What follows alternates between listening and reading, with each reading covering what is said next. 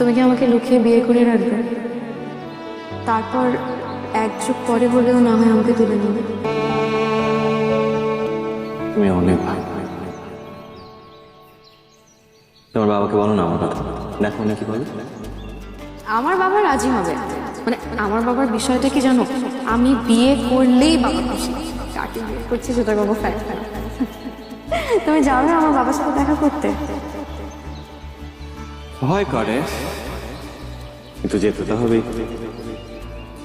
আমার বাবা অনেক ভালো মানুষ। আর ভয় কিসে? আমি আছি না?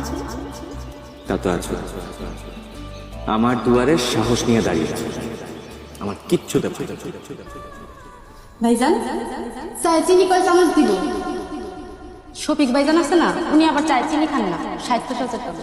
লায়লা, শফিক ভাইজানের কথা এখানে কোথা থেকে আসতেছে? এমনি আসতেছে।